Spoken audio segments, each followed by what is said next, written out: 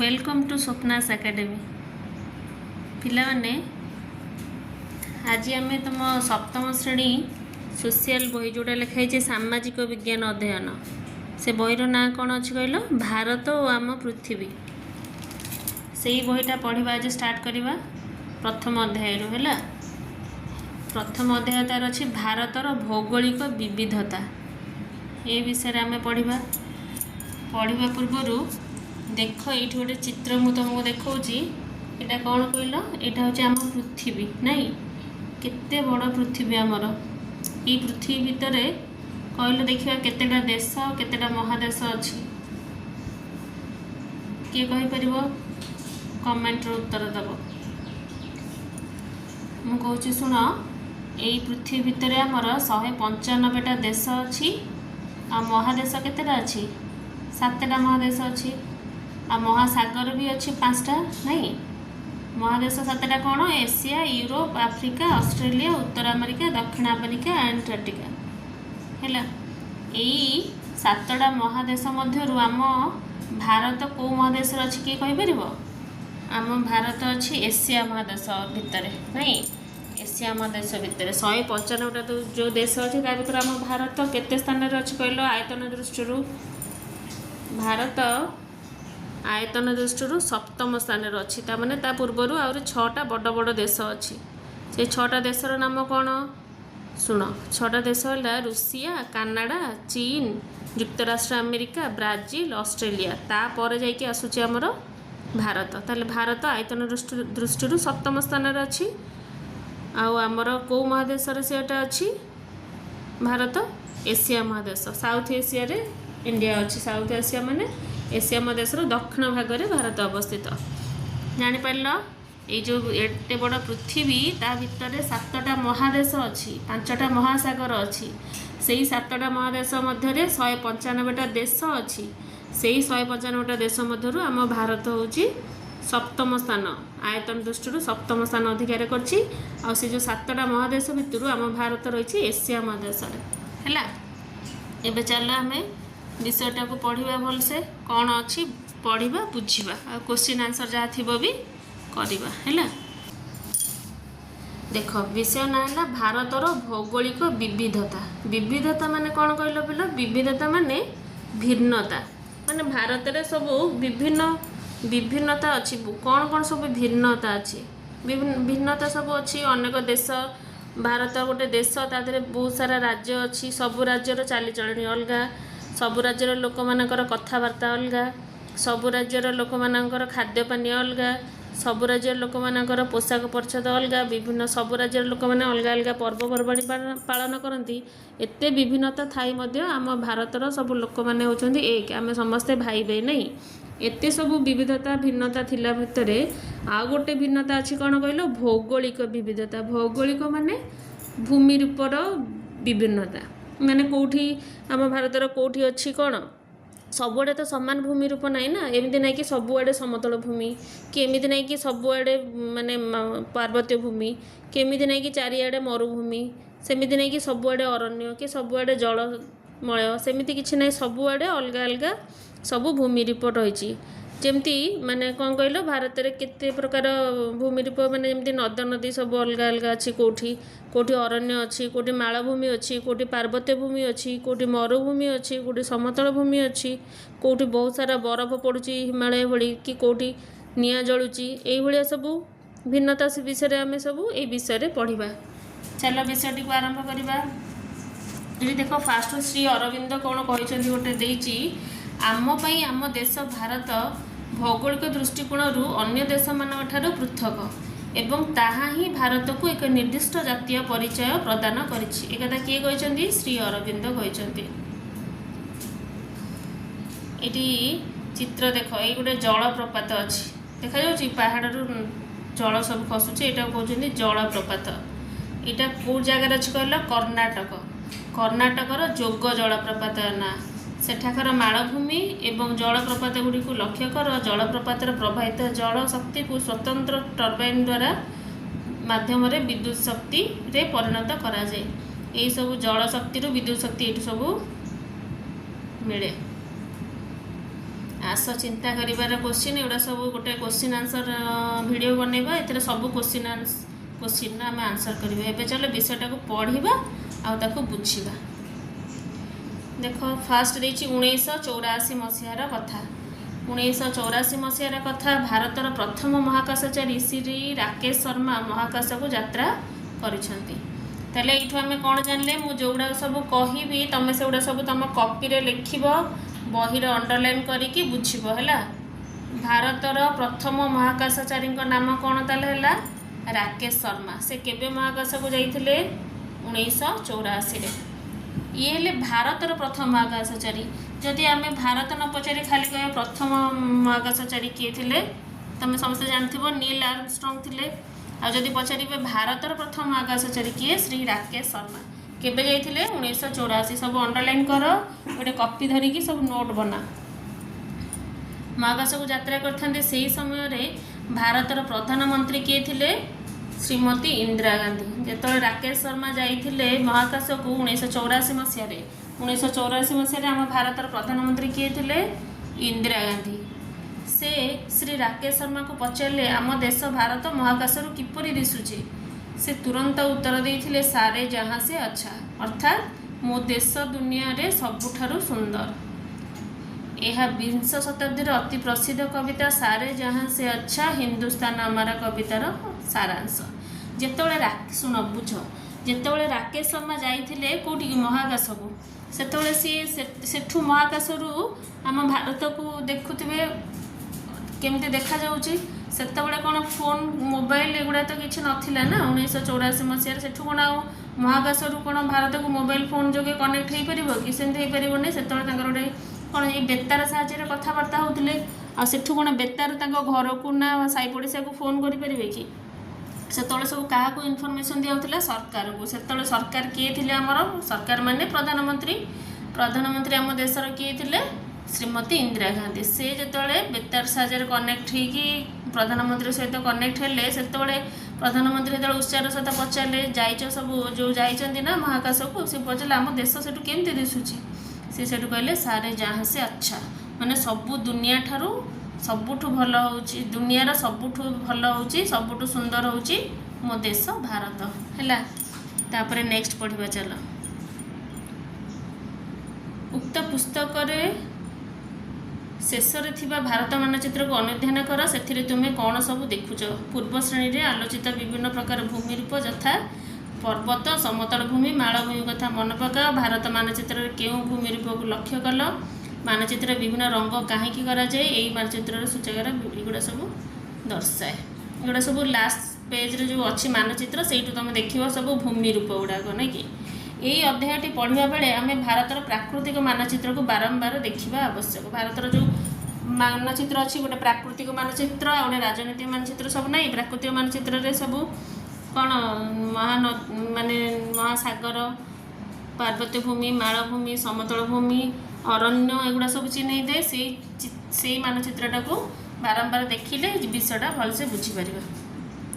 देख भारत पृथ्वीर सप्तम बृहत्तम देश। मुझे पढ़ा स्टार्ट बेलू तुमको कहली फास्ट कहली भारत है पृथ्वीर केतम महादेश केतम देश सप्तम बृहत्तम देश सेटा ये लिखाई। देख भारत पृथ्वीर सप्तम बृहत्तम देश।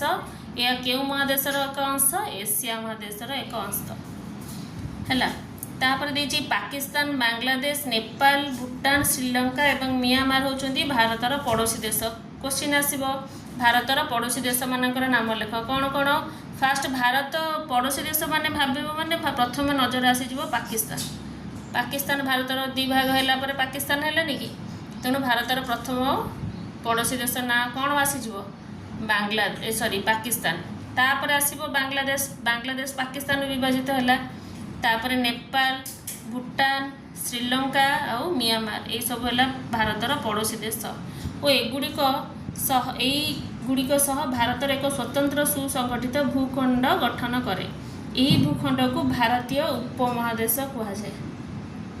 यही सब मिसिकी भारत गोटे भूखंड गठन करे। भारत और तार जो पड़ोसी देश केते जन रहिले 6टा बोधे 1 2 3 4 5 6 ये जो 6 जन पड़ोसी देश सहित भारत मिसिकी गोटे भूखंड गठन करे। यही भूखंड को भारतीय उपमहादेश कहुए है। भारतीय उपमहादेश महादेश टिके छोट है उपमहादेश। भारत को एक उपमहादेश कहुए। सी कौ मान सहित मिसी उपमहादेश परिणत हुए भारत और तार 6 जन पड़ोसी देश सहित मिसिकी। जेहेतु यह एशिया महादेश एक अंश आलोचना दृष्टि भारत को 5 गोटी भाग में विभक्त कर। भारत को केते भाग में विभक्त कर? भारत को 5 भाग में विभक्त कर। बुझिपाइल? एटा सब अंडरलाइन कर, नोट लिख। से 5टार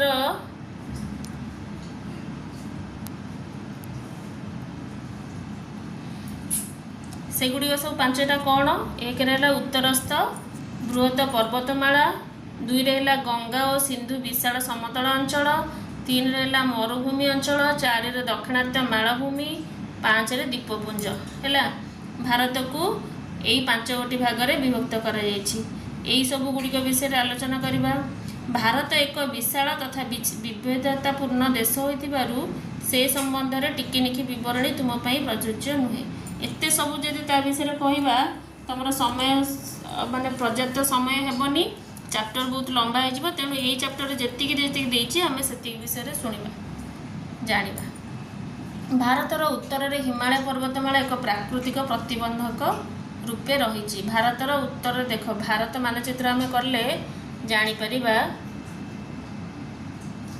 भारत थर यटा को भारत धर, यहाँ है कौ दिग? ऊपर उत्तर, तलटा है दक्षिण, डाहाणटा है पूर्व, बामटा है पश्चिम। ताले भारतर उत्तर में कौन अच्छी? उत्तर रहा हिमालय है।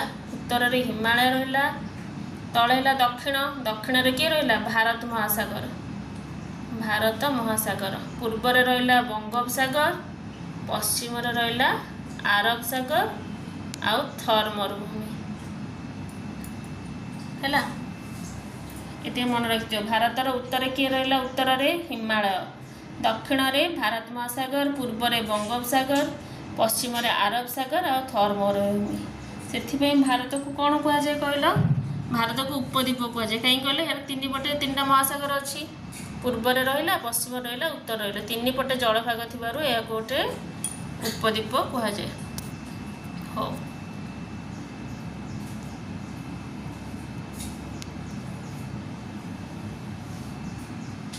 भारतर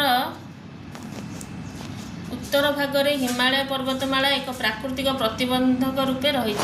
भारतर उत्तर में कहली किए रही? हिमालय पर्वतमाला। ताको कहीं प्राकृतिक प्रतिबंधक रूपे रही कहु। हिमालय को कहीं प्राकृतिक प्रतिबंधक कहल? देखा प्रतिबंधक रही कहीं हिमालय आमर बहुत उपकार करुच्ची। प्रथमतः शत्रु आक्रमण आमको रक्षा करुच्ची। आमर से गोटे पाचेरी सदृश ठिया रही। जितेबाला आमर सेपटे हिमालय सेपटू कौन रहा? चीन रहा। चीन सैन्यबाहिनी मैंने भारत को आक्रमण करेंगे से हिमालय पर्वत चढ़ी एपट को आसिक आक्रमण करेंगे। से हिमालय को आमर गोटे प्राकृतिक प्रतिबंधक कहुए। हिमालय गोटे बड़ पाचेरी भाया आम भारत को सुरक्षा दौर। जदि हिमालय न था चीन शत्रु मैंने आराम से आमको आक्रमण करें। जेहेतु आमर हिमालय रही जाऊँगी उत्तर में, सेपटे चीन रोचे। चीन आक्रमणकारी मैंने आमको सहजरे आक्रमण करना प्रतिबंधक साजुची हिमालय।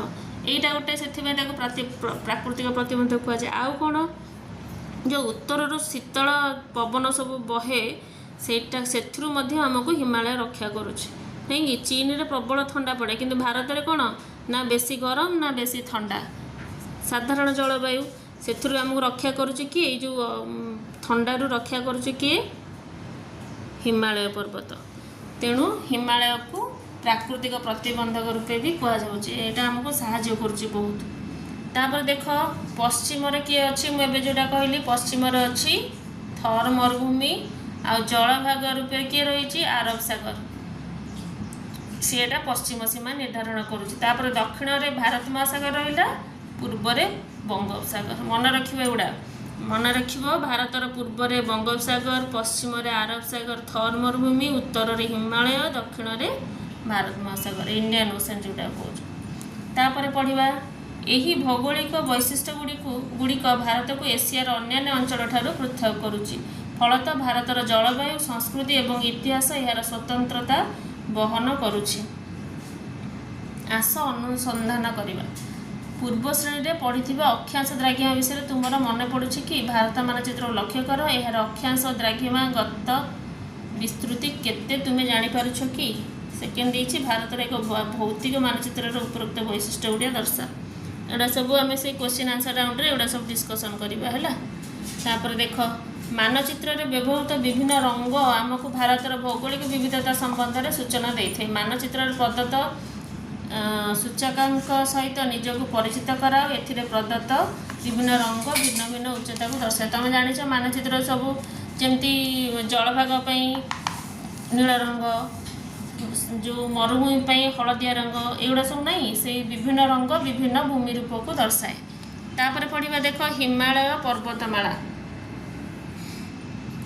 ମାନଚିତ୍ରରେ ହିମାଳୟ ପର୍ବତମାଳାର ବିସ୍ତୃତିକୁ ଲକ୍ଷ୍ୟ କର। ଏହା ଏକ ବିଶାଳ ପ୍ରାଚୀର ସଦୃଶ ଦଣ୍ଡାୟମାନ ହେଲା। ମାନଚିତ୍ରରେ ଦେଖିବ ହିମାଳୟ ଗୋଟେ ବହୁତ ବଡ଼ ପାଚେରୀ ଭଳିଆ ଦେଖାଯାଏ। ସେଥିପାଇଁ ଆମକୁ କୁହାଗଲା ନା ପ୍ରାକୃତିକ ପ୍ରତିବନ୍ଧକ। ସେ ଆମ ଚୀନର ଆକ୍ରମଣରୁ ରକ୍ଷା କରୁଛି। ଥଣ୍ଡା ଯେଉଁ ପବନ ଆମ ଦେଶକୁ ଅତ୍ୟଧିକ ଥଣ୍ଡା, ଖାଲି ଥଣ୍ଡା ତ ନୁହେଁ, ଅତ୍ୟଧିକ ବରଫ ଯେମିତି ବୃଷ୍ଟି ହେଲା ଥଣ୍ଡା, ନହେଲେ ଆମର ହେଇଯାଇଥାନ୍ତା ଭାରତରେ।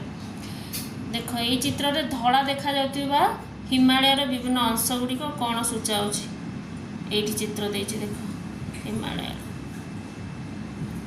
ଦେଇଛି। ଉକ୍ତ ଫଟୋଚିତ୍ର ଉପଗ୍ରହ ଦ୍ୱାରା ଉତ୍ତୋଳନ କରାଯାଇଥିବା ହିମାଳୟର ଫଟୋ। ଏଇଟା ମନେ ରଖ। ଏଥିରେ ପ୍ରତ୍ୟେକ ପର୍ବତ ଶ୍ରେଣୀର ଦୈର୍ଘ୍ୟ ପ୍ରାୟ କେତେ? 2500 କିଲୋମିଟର ଲେଖାଯାଇଛି। ହିମାଳୟର ପ୍ରତ୍ୟେକ ପର୍ବତ ଶ୍ରେଣୀର ଦୈର୍ଘ୍ୟ ହେଉଛି 2500 କିଲୋମିଟର। ସବୁ ନୋଟ୍ କର। ନେକ୍ସଟ ପେଜ ଦେଖ, ଆସ ମନେ ରଖିବାର ଦେଇଛି। ନିକଟରୁ ଦେଖିଲେ ହିମାଳୟ ପର୍ବତମାଳା ଆକାଶକୁ ଛୁଇଁଲା ପରି ମନେ ହୁଏ। ବାସ୍ତବରେ ଏଥିରେ ଅନେକ ଗିରିଶୃଙ୍ଗର ଉଚ୍ଚତା ପ୍ରାୟ 8000ରୁ ଅଧିକ। ହିମାଳୟରେ ଯେଉଁ ସବୁ ଗିରିଶୃଙ୍ଗ ରହିନି, ତା'ର ଉଚ୍ଚତା କେତେ? 8000 ମିଟରରୁ ଅଧିକ। ମିଳିତ ଭାବେ ଏହି ସବୁ ଗିରିଶୃଙ୍ଗ ଗୁଡ଼ିକୁ କ'ଣ କୁହାଯାଏ? ଅଷ୍ଟସହସ୍ରାୟ ବୋଲି କୁହାଯାଏ। 8000ers। ଏଇଟା ମନେ ରଖିବ। ଏହି ପର୍ବତମାଳା ଏସିଆର 6 ଗୋଟି ଦେଶରେ ବ୍ୟାପ୍ତ। ହିମାଳୟ ପର୍ବତମାଳା ଏସିଆ ମହାଦେଶର କେତୋଟି ଦେଶକୁ ଛୁଇଁଛି? 6 ଗୋଟି ଦେଶକୁ ବ୍ୟାପ୍ତ ହୋଇଛି, ଛୁଇଁଛି। ସେଗୁଡ଼ାକର ନାମ ବି ମନେ ରଖିବ। ଗୋଟେ ତ ହେଲା ଆମ ଭାରତ, ଆଉ ନେପାଳ, ଭୁଟାନ, ଚୀନ, ପାକିସ୍ତାନ ଆଉ ଆଫଗାନିସ୍ତାନ, ଯେଉଁଗୁଡ଼ା ସବୁ ପଡ଼ୋଶୀ ଦେଶ ନାହିଁ, ସେଇଗୁଡ଼ା ସବୁ ଏମିତି ମାଡ଼ି ମାଡ଼ି ଯାଇଛି ହେଲା। ତାପରେ ନେକ୍ସଟ, ଗ୍ରୀଷ୍ମ ଋତୁରେ ହିମାଳୟର ପର୍ବତମାଳାରେ ଥିବା ବରଫ ତରଳେ। ଏହା ଗଙ୍ଗା, ବ୍ରହ୍ମପୁତ୍ର, ସିନ୍ଧୁ ଆଦି ପ୍ରମୁଖ ନଦୀ ଗୁଡ଼ିକୁ ଜଳ ଯୋଗାଇଥାଏ। ହିମାଳୟରୁ କେଉଁ କେଉଁ ନଦୀ ସବୁ ବାହାରିଛି? ଗଙ୍ଗା, ବ୍ରହ୍ମପୁତ୍ର, ସିନ୍ଧୁ। ଏଗୁଡ଼ା ସବୁ ଚିରସ୍ରୋତା ନଦୀ, ମାନେ ସବୁବେଳେ ଏଥିରେ ଜଳ ଥାଏ। ଏଥିରୁ କେବେ ଜଳ ଶୁଖେ ନା। ହିମାଳୟରୁ ବାହାରିଥିବା ସବୁ ନଦୀ ଗୁଡ଼ାକ ସବୁବେଳେ ଖରସ୍ରୋତା କହନ୍ତି। ସେଗୁଡ଼ା ସେଥିରୁ କେବେ ବି ପାଣି ଶୁଖେ ନା। ସେଥିରୁ କେଉଁ କେଉଁ ନଦୀ ବାହାରିଛି? ଗଙ୍ଗା, ବ୍ରହ୍ମପୁତ୍ର ଆଉ ସିନ୍ଧୁ। ଏଇସବୁ ନଦୀକୁ ଜଳ ଯୋଗାଏ। ଏ ଯେଉଁ ବରଫ ତରଳିକି ସେହିସବୁ ନଦୀ ସବୁବେଳେ ଜଳପୂର୍ଣ୍ଣ ହୋଇଥାଏ। ଏହି ନଦୀ ଓ ସେମାନଙ୍କର ଉପନଦୀ ଗୁଡ଼ିକ କୋଟି କୋଟି ଜନସାଧାରଣଙ୍କୁ ପାନୀୟ ଜଳ, କୃଷି ଓ କଳକାରଖାନାକୁ ଜଳ ଯୋଗାଇଥାଏ। ସେଥିପାଇଁ ହିମାଳୟକୁ କ'ଣ କୁହାଯାଏ? ଏସିଆର ଜଳ ଦୁର୍ଗ, ୱାଟର ଟାୱାର ଅଫ୍ ଏସିଆ ଆଖ୍ୟା ଦିଆଯାଇଛି। କାହାକୁ? ହିମାଳୟକୁ। କାହିଁକି ନା ଏଇ ହିମାଳୟରେ ଯେଉଁ ବରଫ ଥାଏ ସେ ତରଳିକି ଏଥିରୁ ଯେଉଁ ନଦୀ ବାହାରିଛି ଗଙ୍ଗା, ବ୍ରହ୍ମପୁତ୍ର, ସିନ୍ଧୁ, ସେଇ ନଦୀକୁ ଜଳ ଯୋଗାଇଥାଏ। ସେଇ ନଦୀର ଜଳକୁ ତା'ର ଯେଉଁ ଉପନଦୀ ପାଖ ଗୁଡ଼ିକ ସବୁ ଯାଇକି ସେଇ ନଦୀ ଜଳ ଗୁଡ଼ାକ ତା ଉପନଦୀ ମାଧ୍ୟମରେ ଯାଇକି କୋଟି କୋଟି ଲୋକମାନଙ୍କୁ ପାନୀୟ ଜଳ ଯୋଗାଏ। କୃଷି କାର୍ଯ୍ୟରେ ଜଳ ଲାଗେ, ସେଗୁଡ଼ାକ ଲାଗେ, ଆଉ କଳକାରଖାନାକୁ ମଧ୍ୟ ଜଳ ଯୋଗାଇଥାଏ। ସେଥିପାଇଁ କି ହିମାଳୟକୁ ଏସିଆର ଜଳ ଦୁର୍ଗ କୁହାଯାଏ। ଏଗୁଡ଼ା ସବୁ କାରଣ ଦର୍ଶାଅରେ ବି ପଡ଼ିପାରେ, ତେଣୁ ସବୁ ମନେ ରଖିବ ହେଲା। ହିମାଳୟ ଅନେକ ସଂସ୍କୃତି, ଆସ୍ଥା ଓ ଉଦ୍ଭବ ପାଇଁ ଗୁରୁତ୍ୱପୂର୍ଣ୍ଣ ଭୂମିକା ଗ୍ରହଣ କରିଛି। ହିମାଳୟ ଖାଲି ଯେ ଆମର ଯେଉଁ ପ୍ରାକୃତିକ କ'ଣ ପ୍ରାଚୀର ହୋଇକି ଠିଆ ହେଇଛି ସେଇଟା ନୁହେଁ। ହିମାଳୟରେ ଅନେକ ସଂସ୍କୃତି ଅଛି। ସେଇଟା ଗୋଟେ ତ ତୁମେ ଜାଣିଥିବ, ଆମେ ସବୁ ଜାଣିଛେ ହିମାଳୟରେ ଆମର କିଏ ବାସ କରନ୍ତି? ଭଗବାନ ମହାଦେବ, ଶିବ ବାସ କରନ୍ତି ବୋଲି ଆମେ ଶୁଣିଛେ। ସେଥିପାଇଁ ତାପରେ ଗୋଟେ ସଂସ୍କୃତି, ଆସ୍ଥା ରହିଛି। ଆଉ କ'ଣ ଜାଣିଛେ? ହିମାଳୟରୁ କିଏ ବାହାରିଛି? ଗଙ୍ଗା ନଦୀର ଉତ୍ପତ୍ତି। ଗଙ୍ଗା ଯିଏକି ଶିବଙ୍କ ଜଟାରେ ଅଛନ୍ତି, ସିଏ ବି ହିମାଳୟରୁ ଉତ୍ପତ୍ତି ଲାଭ କରିଛନ୍ତି। ଭାରତୀୟ ସଂସ୍କୃତିରେ ପର୍ବତ ଗୁଡ଼ିକୁ पवित्र बोली विवेचना कराଯାए। सेथिपई सेठार अनेक मठ मंदिर मान मध्य गढ़ी उठिछि हैला। तापर देखिबा यह पृथ्वीर कोण अनुकोण सन्यासी एवं भगवत प्रेमी मानक पूजा ध्यान निमंते आकर्षित करते। सब शुणिथिबा बड़ बड़ ऋषि मैंने सब जाई हिमालय रे तपस्या करती नहीं कि सेथिपई कहीं से पर्वत को पवित्र बोली विवेचना करा जाए। मन रेखरे कौन देइछि गंगार प्रमुख उपनदी भागीरथी उत्तराखंड गोमुख नामक स्थान उत्पत्ति लाभ करिछि। गंगार गोटे उपनदी होछि किए भागीरथी। भागीरथी कहार उपनदी गंगार उपनदी। से कौटू बाहरी उत्तराखंडार गोमुख नामक स्थान उत्पत्ति लाभ करिछि भागीरथी। गोमुख माने कौन गाईर मुह से गोटे गाईर मुह ता ना है गोमुख गोटे स्थानर ना उत्तराखंड अवस्थित। से उत्तराखंड गोमुख स्थान भागीरथी बाहरी। भागीरथी किए गंगा नदीर उपनदी है भागीरथी नदी। गोमुख स्थानटी गंगोत्री तुषार स्रोतर निम्नांशर अवस्थित। गंगोत्री हिमालय रे प्रवाहित तुषार स्रोत गुड़िक मध्य बृहत्तम। गंगा एक पवित्र नदी भाव विवेचित। सुतरां बहु संख्यार तीर्थयात्री एटा समस्ते जानिच गंगा नदी गोटे पवित्र नदी कहती कि एठी गाधेले सब पाप धोई जाए बोली। एठी सब बहु संख्यार तीर्थयात्री माने एठिक आसती। गोमुख मध्य पर्वतारोहणर एक गंतव्य स्थल। मन रख गंगार उत्पत्ति कौट होइछि गोमुख रु होइछि हैला। तापर देखिए नेक्स्ट एटा देख गोमुख ये जो चित्रटा देनी एटा है गोमुख। तापर पेज को जीवा हिमालयर सृष्टि। हिमालयर सृष्टि होची गोटे कौतूहल कहानी। कौतूहल कहानी गपटा कौन पढ़ा ताले देखिया। नियुत वर्ष पूर्वे भारत गोंडवाना लैंड नामक एक विशाल भूभागर अंश थिला। यह आफ्रिका महादेशर पड़ोशी देश थिला। परवर्ती समय रे भारत मुख्य भागरु विच्छिन्न हैला एवं धीरे धीरे उत्तर आगड़ को अग्रसर हैला। प्राय 50 नियुत वर्ष पूर्वे यह यूरेशिया यूरोप और एशिया मिसिले यूरेशिया भूभागर निकटवर्ती हैला एवं यह सह धक्का हैला। यूरेशिया भूभाग को ठेलिबा जोगु तत्मध्यस्थ स्थलभाग कुंचित होई ऊर्ध्वगामी हैला। एही प्रक्रिया को एक गालीचा को ठेलिबा जोगु सेथिरे पड़ुथिबा भांग सह तुलना करा जाई पारे। एहीपरि भाबे विशाल हिमालयर सृष्टि होइतिला। देख केते वर्ष पूर्वे नियुत वर्ष पूर्वे। एबे आजिकाली वर्ष नुहे कि शह वर्ष नुहे कि हजार हजार वर्ष नुहे। नियुत वर्ष पूर्व भारत गोंडवाना लैंड नाम गोटे विशाल भूभागर अंश थिला। से भूभागर नाम कौन थिला गोंडवाना लैंड हैला। एटा ये जो गोंडवाना लैंडटा आफ्रिका महादेशर पड़ोशी थिला। कौन हैला एटा गोटे बड़ कौन बुझेबी गोटे बड़ भूभाग थिला। भारत ये भूभागर गोटे अंश थिला। ये जो भूभागर ना है कौन गोंडवाना लैंड। भारत तार गोटे पार्ट थिला। ये जो गोंडवाना लैंडटा से कहार पड़ोशी देश थिला आफ्रिका महादेशर पड़ोशी थिला। मन रहा बुझिपार।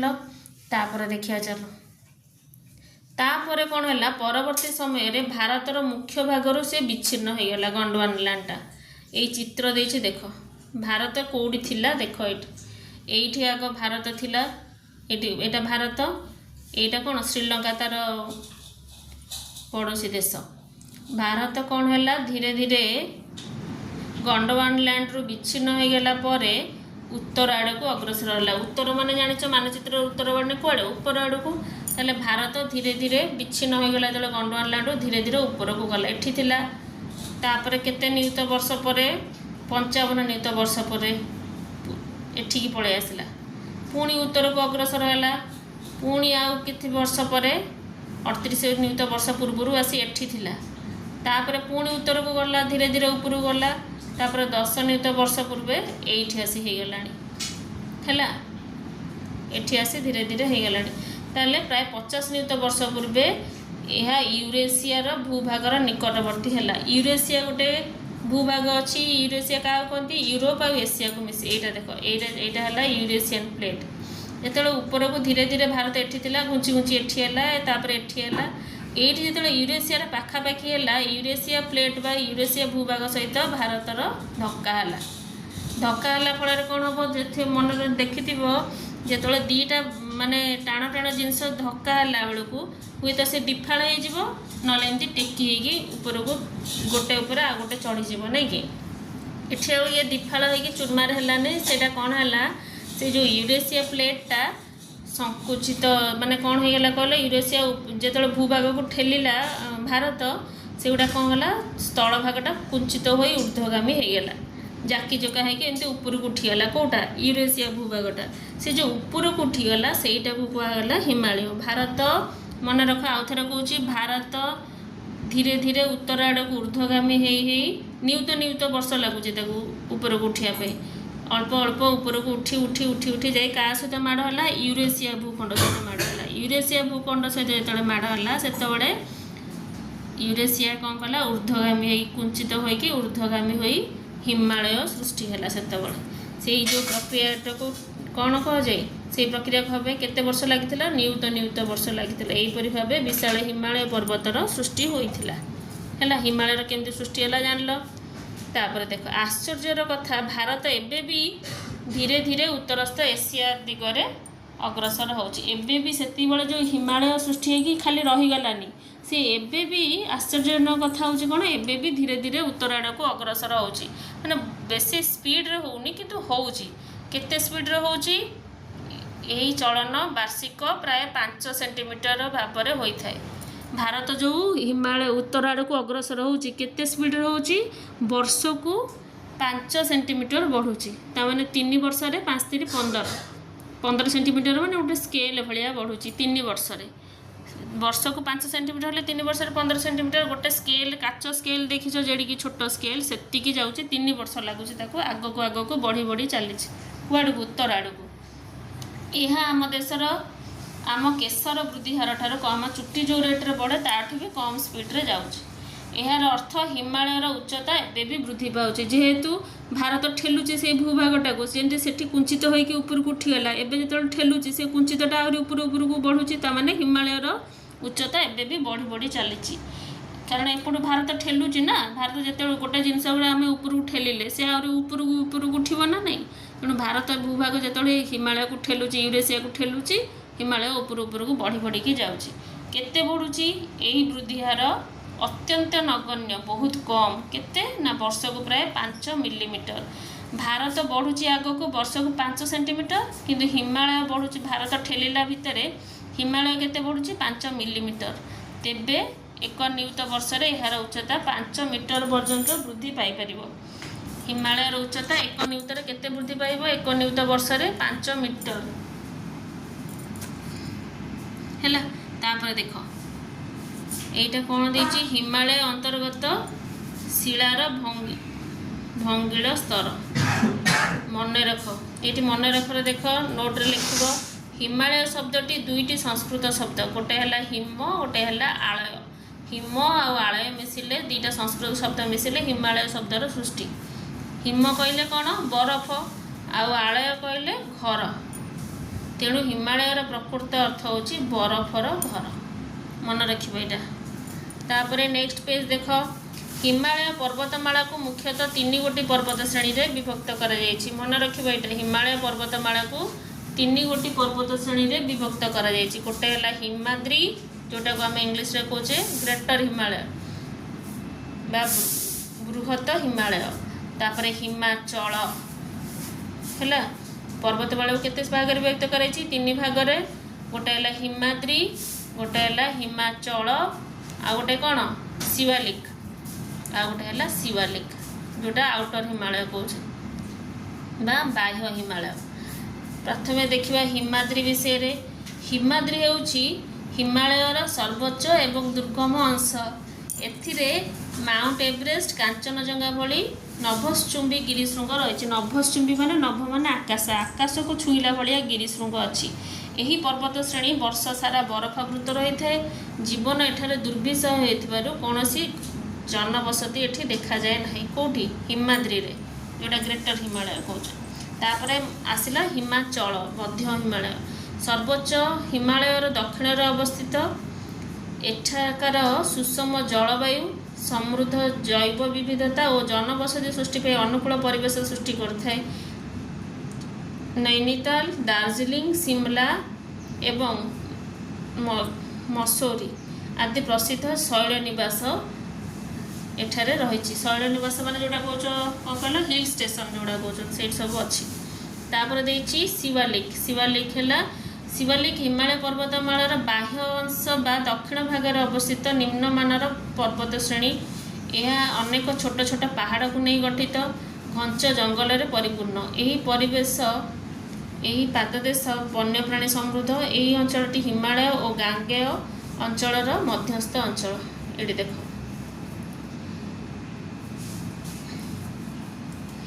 এইটা ହେଲା ହିମାଳୟ।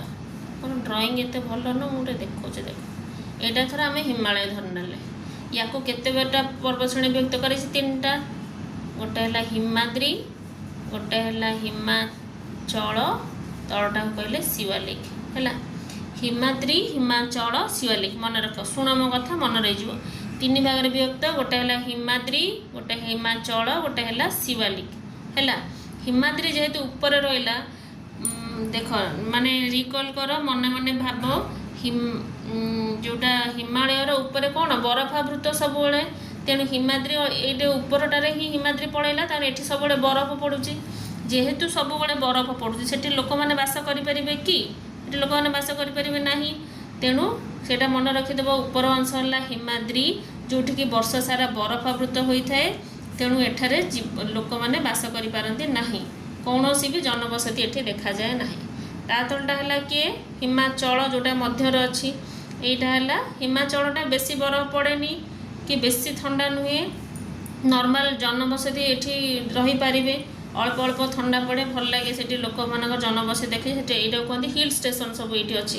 ଆମେ ଯେଉଁ ଯାଉ ମସୁରୀ, ନୈନିତାଲ ଯାଉ ନା, ସେଗୁଡ଼ା ସବୁ ସେଇ ସବୁ ହିଲ୍ ଷ୍ଟେସନ୍ ଗୁଡ଼ା ଭିତରେ ଅବସ୍ଥିତ। ଅଳ୍ପ ଅଳ୍ପ ଥଣ୍ଡା ଲାଗେ, ଭଲ ଜନବସତି ଥାଏ।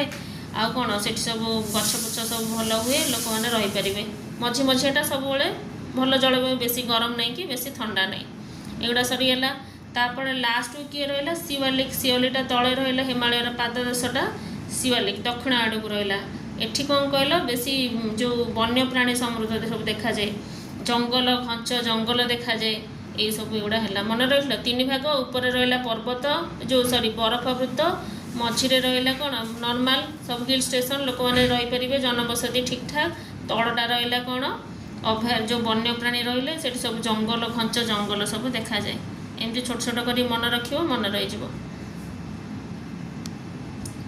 ଆସ ଅନୁସନ୍ଧାନ କରିବା, ହିମାଳୟ ପାର୍ବତ୍ୟାଞ୍ଚଳ ବିଭିନ୍ନ ଅଂଶ ଥିବା ରାଜ୍ୟଗୁଡ଼ିକୁ ଚିହ୍ନଟ କରିପାରିବ କି? ଏଥିପାଇଁ ଭାରତର ଭୌତିକ ରାଜନୈତିକ ମାନଚିତ୍ରର ସାହାଯ୍ୟ ନିଅ। ତାପରେ ଦେଖ, ମନେ ରଖରେ ଦେଇଛି, ପଶ୍ଚିମ ହିମାଳୟ ଅଞ୍ଚଳରେ ପାରମ୍ପରିକ ପଦ୍ଧତିରେ ନିର୍ମିତ ଘରକୁ ଏଠି ଦେଖ କାଠକୁନି କିମ୍ବା ଧାଡ଼ି ନେୱାରୀ କୁହାଯାଏ। ଏଇଟା ସବୁ ମନେ ରଖିବ, ଏଇଟା ଶୂନ୍ୟ ସ୍ଥାନରେ ଆସିପାରେ। এই ଘରଗୁଡ଼ିକୁ ଡ୍ୟାସ୍ କୁହାଯାଏ।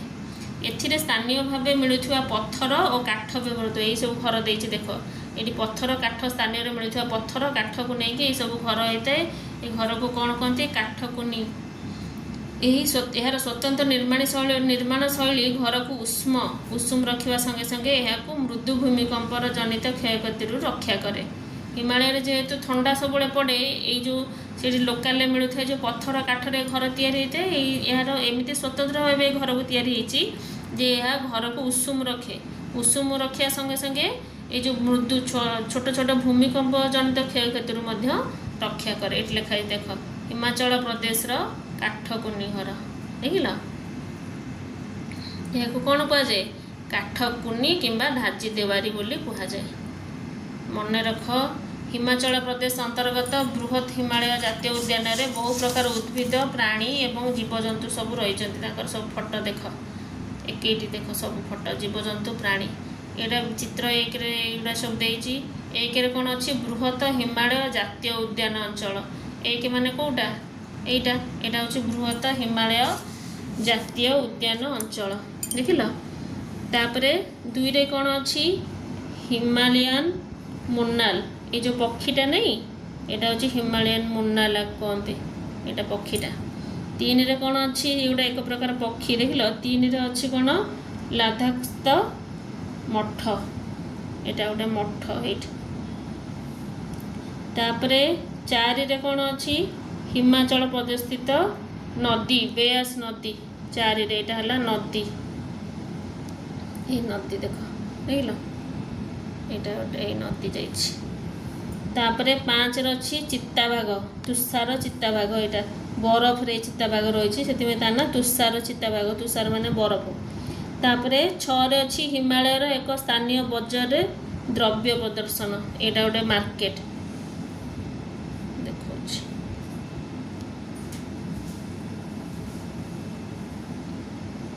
ये 6 माने एटा तापरे 7 रे कौन देछि रोडेडाड्रोन नामक फूल जो सरबत तैयारी हुए ये गोटे प्रकार फूल ये फूलर कौन हुए कहल सरबत तैयारी हुए जो फूलर ये फूलर सरबत तैयारी हुए है। नेक्स्ट अच्छे देख यही उद्यान जैव विविधता को सरकार तथा उद्यान परिसर रे रहुथिबा ग्रामवासी मानक द्वारा संरक्षण करा जायछि।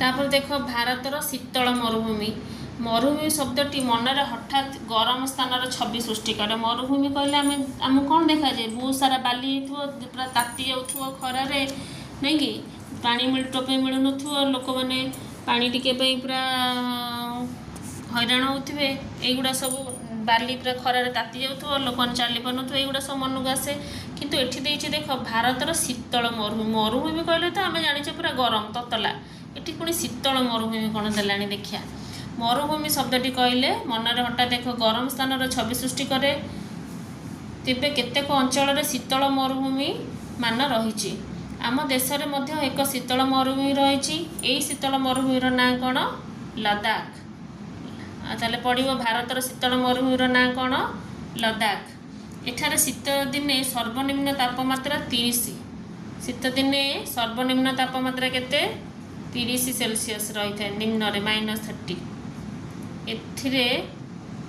एठारे अति कम वर्षा होता है वर्षा हुए किंतु बहुत कम एठाकार भूभाग पथुरिया और आबड़ा खाबड़ा ये देखुन ये सब भूभाग कौन प्लेन देखा कि पथुरिया आबड़ा खाबड़ा सब भूभाग देखा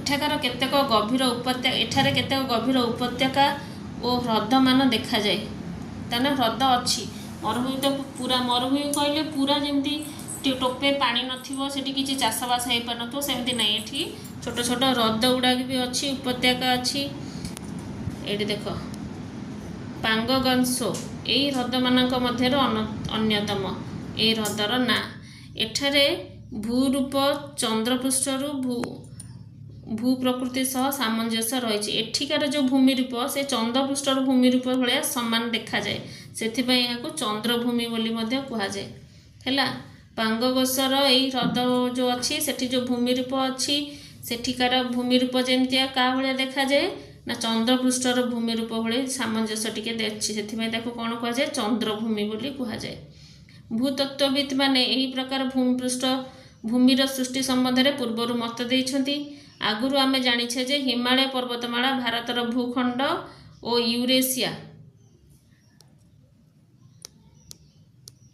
यहाँ देख तुम यहाँ गोटे देची लद्दाखर मरुभूमिर चित्र यहाँ तो देख लो यहाँ देख हिमालय रे बास कर आदिवासी मानक याक बा चमरी गाई इंग्लीश रे कौन याक से गोटे अत्यंत गुरुत्वपूर्ण क्षीर मांस पशम और गोबर पर से पालन करती एटा मन रख अंडरलाइन कर चमरी गाई की कौन पाई से सब व्यवहार करती हिमालय आदिवासी माने क्षीर मांस पशम और गोबर पर यह व्यवहार करती एम परिवहन कार्य व्यवहार हुए एगुड़ाक भी क्वेश्चन आसीपे है एगुड़ा सब नोट करके मन रख पिला माने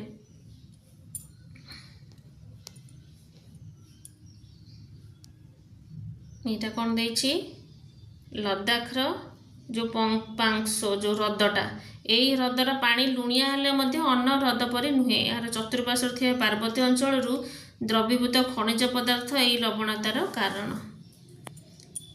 ये आम कौन पढ़ी आसिले भूतत्वविद मैंने यही प्रकार भूमिरूप सृष्टि संबंध में पूर्वर मत देइछंती। आगुरु आमे जानिछे जे हिमालय पर्वतमाला भारतीय भूखंड और यूरेशिया सह धक्का होई सृष्टि होइछि। एटा जो फास्ट आमे पढ़िले हिमालयर सृष्टि केमथि होइछि। भूखंड जोड़ा थिला हमर कोन गोंडवाना लैंड रो गोटे पार्ट थिला कि भारत, से गोंडवाना लैंड रु अलगा हेई विच्छिन्न हेई उत्तर आड़ को धीरे धीरे अग्रसर हैला। उत्तर आड़ को अग्रसर हेई से जे का सहित धक्का हैला, यूरेशिया सहित धक्का खाइला। यूरेशिया सहित धक्का खाइबार यूरेशिया कौन कला कुंचित हो ऊपर को उठीगला, जहाँफल कि हिमालय सृष्टि है। यहाँ से आउ थे देती यही भंगिल पर्वतमालाटी पूर्वर थिबा महासागर सृष्टि होइछि। सुतरां यही अंचल शिलागुड़िक मुख्यतः बाली आउ कर्दम द्वारा सृष्टि। जुगे जुगे धरी उभय वर्षा और पवन द्वारा यही अंचल क्षयित होई एपरी अबड़ा खाबड़ा भूमिरूप सृष्टि होई मानचित्र रे यही भूमिरूप गुड़िक अनुसंधान कर। उपरोक्त आलोचना आम कौन जानिले? उपरोक्त आलोचना आम जानिले जे लद्दाखर परिवेश बेस प्रतिकूल, तथापि प्रतिकूल माने भल ठीक नुहे। अनुकूल है भल, प्रतिकूल है खराब। तथापि एठारे बरफ चिताबाघ जोड़ा तुम देखली तुषार लिखाई तुषार चिताबाघ, सेटा को बरफ चिताबाघ कहुई। हाईटेक नामक पहाड़िया छेली और तिब्बतीय मृग एठी बास करती। लद्दाखर आदिवासी कौटी बास करती? लद्दाख रे हैला। लद्दाख रे कौन कौन सब पशु देखा जाती? बरफ चिताबाघ, आइबेक नामक पहाड़िया छेली आउ तिब्बतीय मृग, ये सब पशु बास करती। लद्दाखर आदिवासी माने सरल जीवन यापन करती। यही अंचलटी पुरातन मठ एवं लोसार और हेमिस परी आकर्षणीय पर्वपर्वाणी प्रसिद्ध। कौन कौन पर्वपर्वाणी लद्दाख रे पालन हुए? लोसार और हेमिस हैला, यही भाया पर्वपर्वाणी सब पालन हुए। तापरे गांगेय समतल भूमि पिलाने ये रखिदेवा। भिडटा बहुत लंबा हो ना तुमको शुणापी पढ़ापी भी बोर लगे। ये गांगेय समतल भूमि ठू आम नेक्स्ट क्लास रे पढ़ा। मन रखि गांगेय समतल भूमि रू आम नेक्स्ट क्लास रे पढ़ा। ताले आज भिडियोटी को ये शेष करदेवा। भिडियोटी जदि भल लगी लाइक कर, तुम सांगसाथी मान सहित सेयार कर। जो मैंने सब भिडियो नुआ थी भिडियोटी को सब्सक्राइब कर, चैनल को सब्सक्राइब कर। रोच पिला माने वंदे मातरम।